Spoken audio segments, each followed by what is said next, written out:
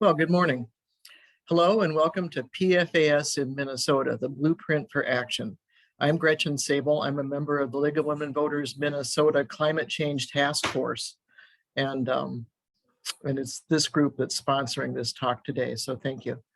PFAS have been in the news in Minnesota for some time, especially because of widespread groundwater contamination in the East Metro from 3M wastes that were dumped earlier than last century. We want to welcome you to this session today where we're featuring a speaker, MPCA Assistant Commissioner Kirk Koudelka. So per and polyfluoroalkyl substances are also known as PFAS. It's an enormous family of chemicals that are now pervasive in the environment. You can think of things like Teflon and things like that that we use in our everyday life that use these chemicals. These are called forever chemicals because they don't break down and they can bioaccumulate in our bodies, the bodies of other living organisms, and some are known to be toxic. Minnesota created the Minnesota PFAS Blueprint, a strategic coordinated approach to protecting families and communities to begin to get their hands around this issue. So Kirk's going to be talking about that. He's going to talk about the nature of the problem in Minnesota and what we're going to be, PCA is going to be doing along with others to address it. First, however, I'd like to say a little bit about the League of Women Voters. LWV is a grassroots organization that encourages informed and active participation in democracy and government. We also influence public policy through education and advocacy. We advocate on issues, but we never support or oppose candidates or any political party. Today's talk is sponsored by League of Women Voters Climate Change Task Force, like I said, a committee that promotes action on democracy-related environmental issues at the Capitol. You can learn more about this group on the LWV Minnesota website under What We Do. So now I'd like to introduce Kirk. Kirk Koudelka was appointed Assistant Commissioner for Land, Policy, and Strategic Initiatives in May of 2012. Prior to that, he served as Legislative Director at PCA. He led the agency's legislative efforts for the 2011 through 2014 legislative sessions in both roles. Before coming to the agency, he spent 11 sessions at the Minnesota House of Representatives in various capacities. The last 6 years were spent focused on environmental and natural resource issues, 4 of which were with the House Environment and Natural Resources Policy Committee. And I'll say that I first met Kirk when he was working at the legislature, so we've been working together for quite a while. We're going to have this presentation via Zoom, obviously, and we're going to ask you to submit your questions through the chat function, and I'll manage a discussion whenever Kirk's done talking. So, okay, Kirk, you want to share your screen now and get started? Thanks for being here. Yeah, well, thank you for having me. I'm happy to be back. Talk trash a couple weeks ago, it feels like, and now I'm back for PFAS. So this is something that is we've worked on a lot at the agency. And so I am going to just talk a little bit about this, and hopefully, I think oops, did I share that? Is that folks seeing that now? There we go. I think that should do it. So want to just talk through a little bit about PFAS. And as Gretchen mentioned, PFAS is a family of chemicals for per and polyfluoroalkyl substances, or PFAS. And they are, you could see anywhere from 5,000 to 9,000 numbers and how many different variations there are of PFAS in the world. And it's all really based on how the molecules are assembled. Now, what makes PFAS so valuable in the industry and private sector is also some of the things that make it very difficult when it enters into our environment or into people, and creates that problem. For instance, as mentioned, they're very hard to destroy. That's how they got the name to be the forever chemicals. So it's because of that quality that's being used in products, it makes it very hard in the environment too. These are not things that break down in the environment. So that makes it very challenging when it does get there. 2, they're very mobile. They're slippery. They're meant to be slippery. As mentioned, it's nonstick pans in that. So where it serves as that function in a product, when it's in the environment, it goes much further. And an example of this is we have some contamination issues with a landfill called the Washington County landfill. And we have VOC pollutants, volatile organic compounds. And, you know, we know where the plume is, but PFAS, the plume is much larger because of that ability to travel in the environment. And then finally, what makes it very unique is it can be toxic in small amounts and it bioaccumulates. So it stays in humans or wildlife. So a small amount being toxic that builds up in your body, you quickly can get to a part where it becomes a potential risk for folks, whether that's in the fish we eat or us as humans, and passing it on also to others, especially from mothers to children. So these were chemicals that were first created in the 40s and 50s. Some of the first generation stuff that you hear about, PFOS, PFOA, and that's what we largely are dealing with in the East Metro area. But we'll talk about many more. So here is one of the issues, is it's in many things. So it's not just that if we could address it in one spot, that it would solve the problem. It's in everything from paper and food packaging, you see into plating companies use it in their industries, oil and gas industry uses it. We find it in construction material, and things you're familiar with, our pots and pans, our upholstery being used for Scotch guard, those kind of things. So it is in many various locations. Then this is the question, that is, how does it get into the environment? And there's a couple pieces. Some of it's direct use. For instance, it's located in firefighting foam. AFFF is what you'll often be here to refer to as. And so this is a valuable use at airports and that. But when it's dispersed at a fire, that has the ability to get into the environment. So through the ground, into the groundwater, or to other areas. So it's that direct generation and use. Or for instance, we find it in some of various plating companies. And if they have discharges of it, it gets into the environment. Another piece that we talk about is conduits. These are facilities that don't use PFAS. They don't make it or any of that, but it is where it travels through. And examples of this are wastewater plants and our landfills. So it's in those products I talked about earlier. They come to these locations and then they are passed on from there, and in some sense can be aggregated. So while it may be in some of our products at home, when you start looking at all the homes and the materials that are being sent to a wastewater plant or to a landfill, all that's coming together and then has it as a larger source. So our goal is to address it, before it gets there is the best goal. So when it gets out into the environment, our concern is what risk it poses to folks. And the first part of risk is exposure. How does it get to individuals? So this is just a sample of the various ways that we know that PFAS can be an issue and provide that exposure to folks.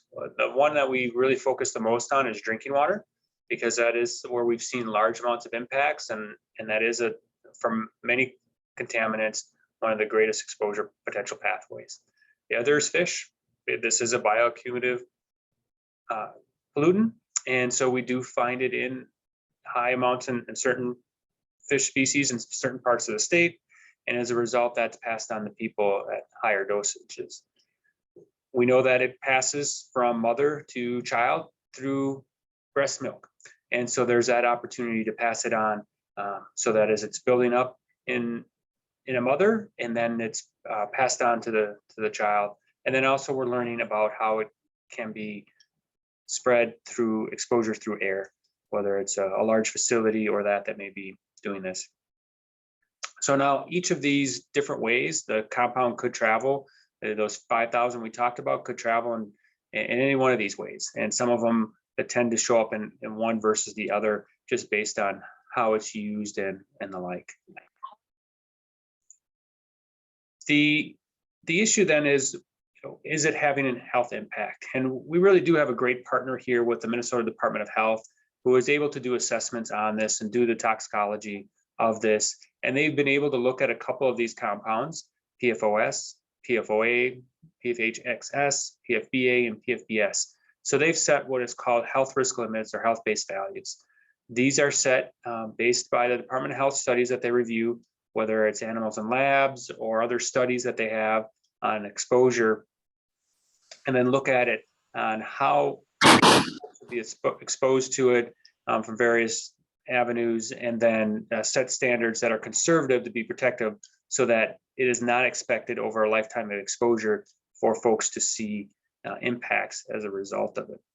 You can see on the slide here a number of the effects that are observed through this that we know of from the literature, whether it's developmental effects, liver effects, some more data showing potential for possible cancer causing and PFOA.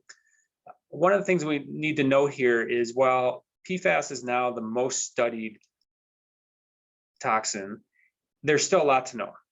I mentioned earlier, there's 5,000 compounds out there. You see that we have health-based values set for 5 of them, because that's the ones that we know the most about, but we're still continually learning about these. And we only actually have the knowledge to set these health-based values for about 1% of what is out there for PFAS, which it does lead us to look at how are there other ways for us to handle this, whether we look at them in classes of chemicals or the whole family.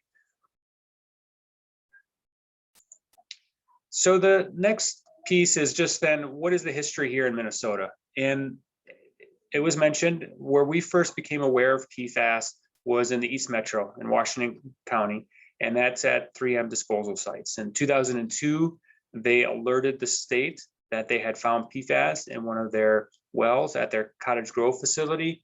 And then because Department of Health and MPCA started having them investigate further where else it might be in that area, in 2004, we found it for the first time in a drinking water well in the East Metro.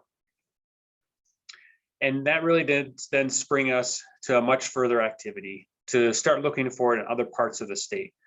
And this is really where it starts, and the story starts in the East Metro and then expands to the rest of the state, where we started doing additional investigation of PFAS. We also, Department of Health taking the lead on this part, it then started doing the study on this to figure out what are the health-based values that need to be set, so that we knew what we would need to do in terms of cleanup and to protect human health and the environment. And it's through this work, through the studies and the investigation Minnesota and the rest of the nation afterwards did, that we've been able to learn that this is not an East Metro issue, PFAS. PFAS is a statewide issue. And we find it in a number of our places. It's our wastewater plants, our solid waste facilities, fish and wildlife. We do a number of monitorings of surface water and groundwater and ambient systems. And these are wells for us just to keep an eye on the environment. These are not near potentially where we expect PFAS to be from a release or something like that, like an old landfill that might be unlined. And we're finding it in those detections. So this is something that it has an ability that is being seen statewide, even where we know of possible releases don't exist. It's become that big of an issue. And that's what others in other parts of the nation have seen too. And next couple of slides are just a couple things just to show the statewide issue here. So as we learned about PFAS in the 2000s, in the late 2000s, 2009, the state started to study PFAS in firefighting foam.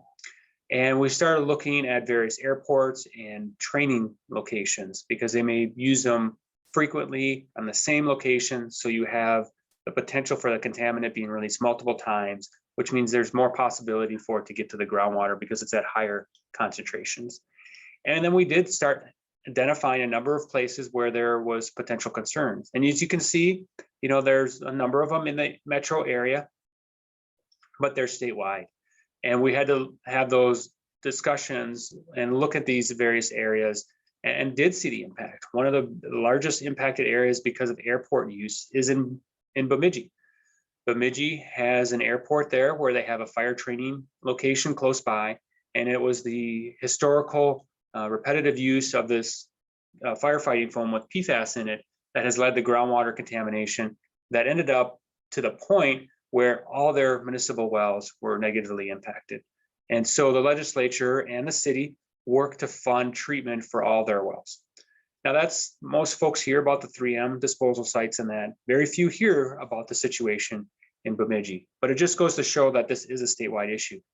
Duluth is another example of the Air Force Base up there, where again, AFFF is being used or has been used in the past, and that has that impacted now waters off the base. And in that case, we've had to put in whole home treatment systems for private wells that have been impacted.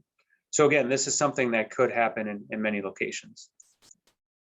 Another example is our closed landfill program. There are 110 landfills. These are old unlined landfills that's for the most part stopped receiving waste in the 80s and 90s, but they have no liner. So they have the ability for anything that was put in them to go into groundwater, and the state manages these. And so we've been going through and looking at these landfills for PFAS and other emerging contaminants to build on our knowledge of what we found in other locations and to look at these sites. And as you can see, nearly everywhere we looked for it, we found it. At about 60% of our landfills, 59 of them, we have found it at amounts that exceed the health-based value set by the Department of Health. So that's above the drinking water advice given by the Department of Health. And at 15 sites of those, it is 10 times greater than what the Department of Health has set. And so we're continuing to do work there and look at where these may be close to any private or public drinking water sources and make sure they're protected. Now, again, folks think of PFAS as an East Metro issue, but the highest readings we have is not in the East Metro, but actually in Gopher landfill near Fairmont. The good news is that the Fairmont's drinking water has not been impacted. It does flow another way, but it is, some of the highest amounts there are in a greater Minnesota landfill. Again, this is a statewide issue. And that comes to why the agencies came together to build a statewide plan. And that is the Minnesota PFAS Blueprint. We have a history of dealing with PFAS. We've been a leader with it, whether it's in the East Metro or some of these other examples I've mentioned, but it's been more an opportunistic example where we've been sampling for fish or surface waters already. We include PFAS into our work. Or it's a reactionary where we found it in drinking water or groundwater in the East Metro or Bemidji. We're really looking to move to a strategic approach here by putting PFAS into all of our programs, all of our work. And that's where the Minnesota PFAS Blueprint lays that foundation. We work together with the Minnesota Department of Health, the Department of Natural Resources, and the Minnesota Department of Ag to build this report, which really goes through and outlines for 10 key topic areas. I'm going to show you in a little bit. What is the background on it? What have we done here in Minnesota on a federal level? And what are the gaps and opportunities for us to move forward to be able to address PFAS? And we've got on our website the actual document. It's quite long, but for each of the 10 areas I'm going to show you here in just a second, we actually have a 2-pager that talks about those things at a high level. Why is it an issue? What has Minnesota been doing on the issue? And then what are the opportunities moving forward? So here are the 10 topic areas. I'm not going to go through them all, but they really fall in a couple buckets. We need to know where is it and where is it coming from. So you see work there, for instance, talking about PFAS monitoring and measuring so that we understand those questions. Then the next question is, after we know where it is and where it's coming from, how much of it is a risk to humans or our natural resources? And so you see there questions about quantifying risk to human health or to our fish and game populations. And then when it is released or is in products, how do we manage it or clean it up if we need to? So you see topics on managing PFAS in waste or pollution prevention to remove PFAS from products so it doesn't become an issue where we have to manage it or unfortunately clean it up. Those that hear MPCA talk about many topics, you're going to hear these next 3 things very frequently. There's only 3 ways to address pollution. You can prevent it, you can manage it, or you can clean it up. And when you get further down that line there, it becomes more costly and there's higher potential risk to individuals. And so this plan, we do want to look at how do we prevent it in the first place? And that's a lot of our goal. So moving forward, what we did with the opportunities that we noted in the Minnesota PFAS Blueprint, we bucketed them into 3 groups. Some that we brought to the legislative session last year, some that we're working on in the next 2 years, and some that are long-term ones. There are over 30 different opportunities that we designated through this process, but we really tried to outline how to address this comprehensively. We knew it wouldn't occur overnight, that there was work to be done, and some of it had to build on each other. So how do we map that out in this blueprint? Because the work is interconnected.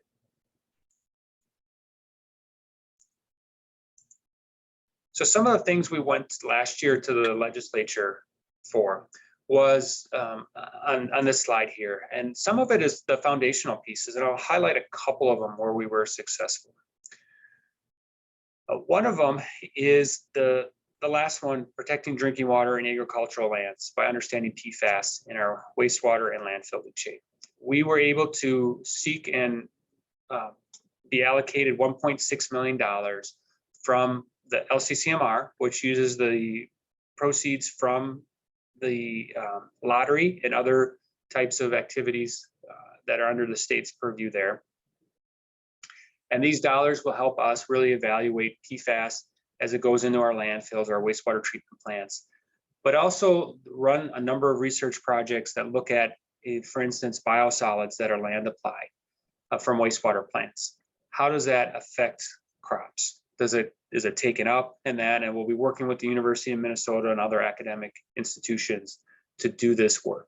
So it really is important work for us to move forward. Some other examples are dollars that the state received to work with wastewater plants and landfills to devise areas, not only to see what's coming out of them, but upfront. So how do we prevent the waste that they both get, whether it's wastewater or trash? What are their sources, and how do we move upstream to prevent it even from coming there? And that really is focusing on the pollution prevention. So maybe it's an industry. For instance, we had an example with a Brainerd location where their wastewater plant had PFAS we could detect coming out of the facility. As the facility looked at it, we realized it was from one industrial source.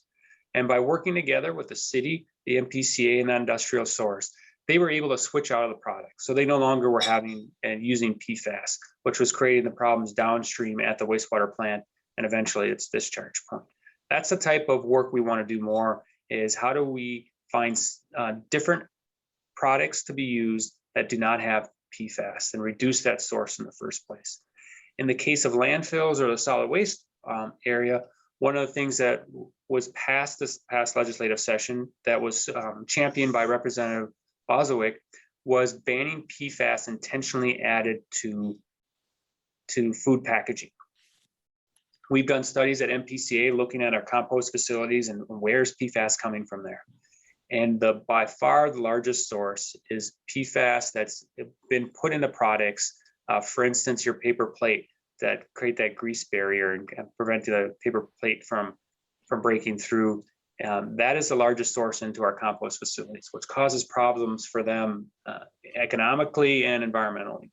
And so Representative Boswick championed and banned the use of PFAS in the future here from being included in food packaging. So those are some of the source reduction, pollution prevention things that we wanted to do. Now, some of these things here we weren't as successful on, but we'll continue to move forward where we can. But also some of the things are now being picked up by the federal government. EPA recently released its PFAS roadmap. And for example, they will designate PFAS as a hazardous substance. And what that means then is the Superfund authorities on the federal and state level can be used to look at responsible parties and make them do the cleanup. And so those are some of the things that we'll continue to work with other partners on too. In the short term here, there were a number of things we thought in the next 2 years, here are things agencies can do, sometimes with help of others, as the legislature or other academic agency or academic institutions for research in that.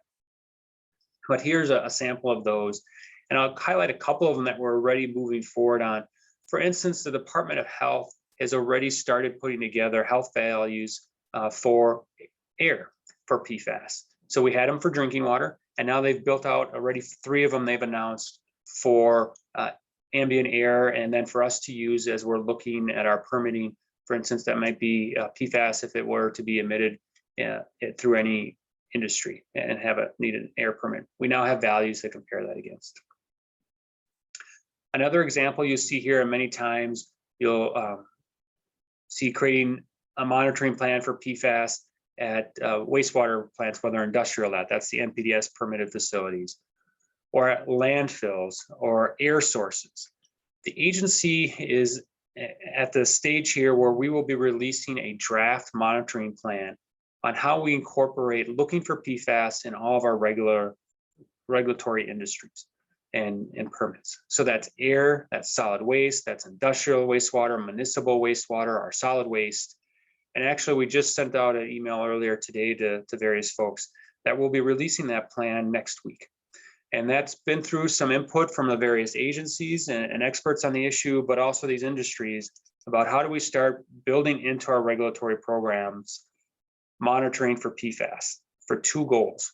One is to get more information on it so we can start making policy decisions, whether that's how does it incorporate into our regulatory program, or we go to the legislature, or how do we look for source reduction, that pollution prevention. I gave some of those examples before. By knowing better where it is, we can then target our efforts to reduce the PFAS before it gets to those points. The second is it will give us a more comprehensive look too to see if there are places where there may be risks that we may not be aware of today. You know, a lot of the work we've done are from areas that we know that PFAS are potentially there. For instance, the airports where the firefighting foam with PFAS in it has been used, or disposal sites. But we know of other categories of industries where they potentially use it, and this will get us a good grasp on, is it then leaving those facilities where maybe it's causing emissions through the air or water. So that's a big project that the agency's been working on, and we'll be sharing it with various stakeholders for feedback this month. Now, there are a lot of long-term goals too. As I mentioned, there were over 30 some overall. So these slides here haven't talked about them all, but maybe it is moving forward. How do we limit or ban the non-essential uses? Representative Wasilwick was a leader in that, and Minnesota became the 5th or 6th state to ban it in food packaging. But are there other places where it's in non-essential uses that it can be eliminated? For instance, ski wax. Does it need to be there? Does it need to be in other types of industrial processes? We've learned that we can, change it out in certain plating companies and the like. So are there other ways for us to remove this so that it doesn't become an environmental impact? And then building it continually into more of our regulatory programs, whether it's possibly a mandatory air toxic piece down the road, or how do we put it into our standards, which then bring our regulatory programs into that area. Now, some of these things that we've outlined in the Minnesota PFAS are things that we alone cannot do. And we're happy that EPA has recently, within the last month, released its roadmap, which does take on a lot of these things. For instance, working on the TSCA, which is the Toxic Substance Control Act, looking at, before we even start putting some of these chemicals in the commerce, are they safe? Or those that are already in commerce, taking a look at them again and regulating them so that they don't pose a risk. And so those are things that states can do to some degree, but being able to do it on a federal level, such as EPA, really allows for us to move forward in that area. Now, this plan was released in February of last year, and so our goal is to give an update in the beginning part of 2022 on the progress of some of these things. I mentioned some of it on the legislative front. We've had some successes, and then also on some of those short-term goals moving forward, and update folks on that. So I want to thank you for your time. That's a quick overview of PFAS, where it is, where it comes from, what is our concern, the environmental impacts, and especially human health impacts, and then the Minnesota PFAS Blueprint, which is our agency's attempt to find a comprehensive strategic approach on the things that we need to do to incorporate this into our programs to be able to address them. Thanks, Kirk. Do you want to unshare your screen so we can see your smiling face while we talk? Yeah. Let me be smarter than the computer here. All right, and then I can see the questions now here too. So Okay, well, I can start asking the questions here, so Okay. you can just answer. So first question, can someone test for possible levels of PFAS in their bodies? Mhm. That's a good question. So we have done some biomonitoring on the state level, and there has been some research on it other places. And the Department of Health led this effort, and it was focused on the East Metro, where we were able to measure it in the population there and compare it to the wider population in the nation. And we did see that it had elevated levels there. And because it was sampled over time, as we were also putting in systems to remove it from the drinking water, we also saw that decline as a result of that, which is good news. Now, I think the question probably is, can you go to your doctor's office and ask it for a test? This is pretty specialized pieces that are done on studies. It's not something that I believe would be something you can just go to your doctor's office and ask for. Okay, thanks. Are there good water filters that can actually effectively filter PFAS if you live in an area that's affected? Mhm. Another good question. There are a couple technologies. The one that's most used is granular activated carbon. We'll also refer to it as GAC. And that's what we're using in many sites. And that is what it does is it passes through there, it collects the PFAS.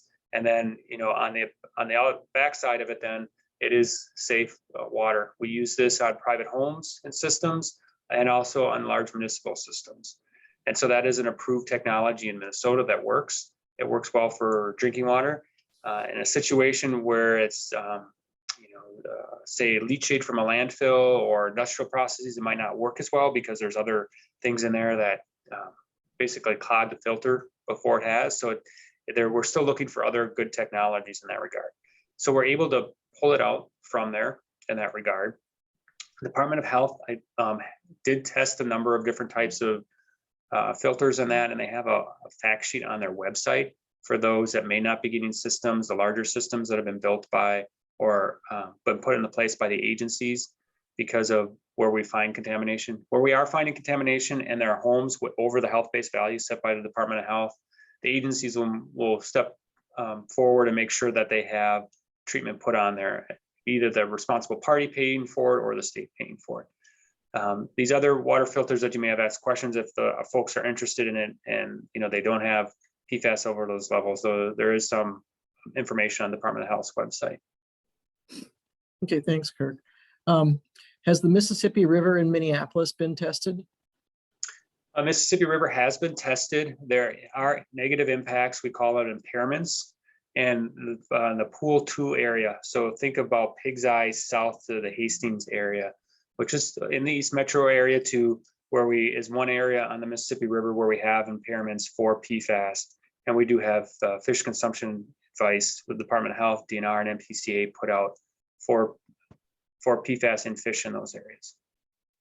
In a related question, so public water supplies have a list of chemicals they have to monitor for. Is PFAS on that list? Mm-hmm.